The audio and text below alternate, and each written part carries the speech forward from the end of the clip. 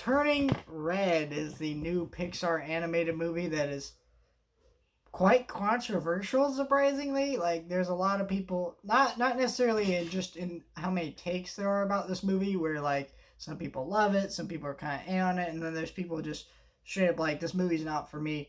But there's also just the fact that it's very controversial because, if you know what's going on in Florida, there's a lot of talk about Pixar employees leaving Disney. And this is not helping because this is being a film that's released on Disney Plus and not in theaters. And I can tell you, someone who's worked at a theaters, it is bullshit that they did not release this movie in a theater. First of all, so I'm a greeter. I help in people, and we had a big cardboard standee of Turning Red, and we destroyed that thing. We, ripped it apart like we always do when we don't use those things. If you ever, and we're just taking that thing, destroying it.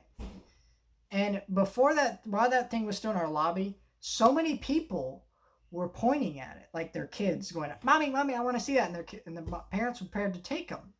And when a film can have that kind of reaction, it's like, yeah, it would have made money. And realistically, has there ever been a Pixar movie that didn't make money? I mean, I know The Good Dinosaur almost bombed, but it didn't, and it's an almost, and that's one exception, and it doesn't matter. So I don't know what the deal was, and I work at a theater again, and so when I was looking at the schedule, because I worked Friday, the day this movie came out, there were no other new movies. There was a foreign film that's obviously not going to be playing in every theater, and there was another like not wide release movie, just limited theater movie. I think it was called Tyson's Run or something like that. Don't really know too much about it. Might check it out, might not, but whatever. The point I'm saying here is that there were no other films that this film would be competing with. And I really think the reason they put this on Disney Plus after watching it is not an FU to Pixar like some people are saying. I really just think it's just that Disney was worried that this film has a limited audience. Because this movie is not just a metaphor for this girl going through puberty, it's also a metaphor for her period. And it's not a subtle one. Like, the mom literally offers her pads in this movie. Like, it's not subtle what this movie's about. And I think watching this film myself, while I got enjoyment, I laughed a couple times. There were some things that I could relate to. I was still left as an audience member a little bit like, because it is not for me in the sense that I am not a teenage girl who was obsessed with boy bands in the early 2000s that went through puberty. In the same way that obviously teenagers girls do. I've gone through puberty, but not the way teenage girls do. I need to clarify that. I guess. I don't know. If you can't tell, I went through puberty. I'm a man with my deep manly voice. But yeah, so I'm not gonna say I hated this movie or anything. My issue has been with a lot of reviews of this movie. I've read a lot of negative reviews of this movie, and they're all like, "Oh, I can't relate to it."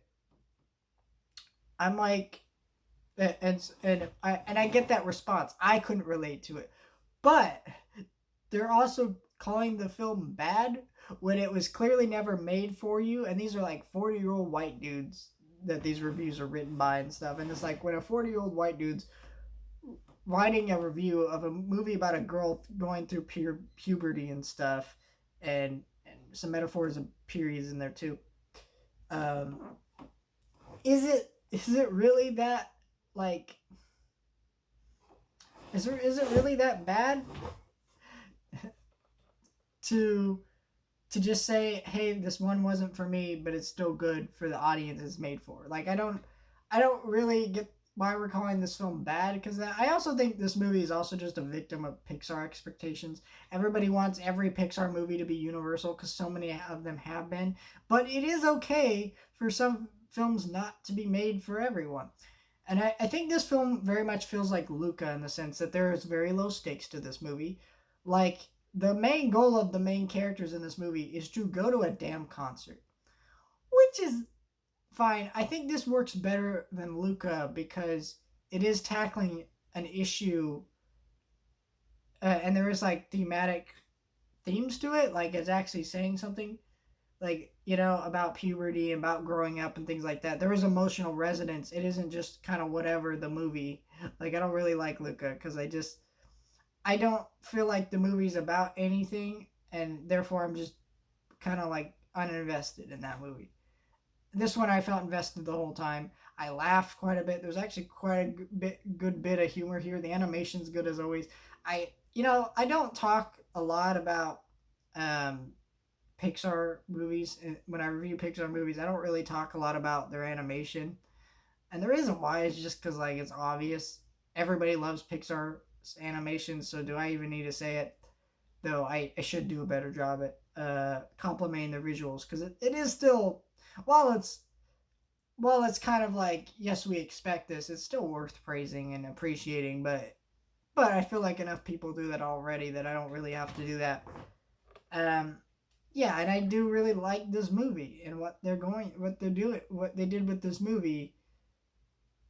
I just, I don't know. This is a film where I appreciate this movie more than I actually like it. Like, I can't relate to it. I do relate to, trying to be something that your parents want you to be, and then, you know, when you get older, you have to grow out of that, and you start, like when the mom was saying, that's not music," to the O Town stuff. That very much feels like my mom, who like every time I talk about rap, she's like, "That's not music." But you grow out of your parents' kind of like what they want you to be type thing, and then you just like you grow into your own person, and you discover your own likes and interests in it. So I kind of related to that. Like there is just general themes of puberty, but I feel like this is a film that young girls or just women in general are really going to appreciate, because it is a film that is made to appeal to them, and I appreciated it, and I had some fun with it. I will probably end up getting it on physical disc if it ever comes to that, because I like to get every Pixar movie. So it's not like, I don't know. I I don't understand the controversy behind this one. Is the Pixar leaving Disney crap. If you want my opinion on that, just straight up, I don't think that's ever gonna happen, because years ago Pixar tried to leave Disney when it was just a contract, and that led to them buying Pixar. But before they didn't buy Pixar, they were like, I phrase that weird. Before they didn't buy Pixar, that doesn't make any sense. Before Disney had bought Pixar, the deal was that Disney was going to take all their rights to films like Toy Story and stuff, and they were going to take that away. And Pixar hated that, so they finally just came to an agreement and signed a deal where they could keep making films under Disney, and that really benefited them for the last few years. So I don't really think that's ever going to happen, because Pixar doesn't want to lose the rights to their films like Toy Story and all these films that they've created. They want to keep the rights to their films, and Disney is benefiting them overall. Like, yes, I agree that Disney is doing more harm to the LGBTQ community with recent events, especially when it comes to Pixar movies. But at the end of the day, I can't think of major studios that are taking the same risk that Pixar is doing with that kind of stuff. And the fact that Disney's letting it happen as much as they do, I mean, it's still very limited. I'm not saying it isn't, but I'm saying, like, what other studio is doing that? Sony's not doing that. 20th Century Fox, Blue Sky shut down, so I guess that doesn't matter. But Warner Brothers isn't doing that. They're the only animation departments that are really pushing that. And so, yes, I agree that there's some issues there and things that clearly need to get resolved. And I'm not trying to get into politics and stuff here. I'm just saying that, like, I don't think Pixar is ever going to leave Disney, because, like, it just doesn't make sense on both ends. Pixar, I could see them starting to have some issues and strain there, and I can see that, and I can understand that, but I don't think it's enough to really end this deal that has made both of them billions of dollars in the last decade. Like, it's just kind of like, no. That has been my review of Turning Purple, and I'm gonna go now. I didn't know how to edit this video at all.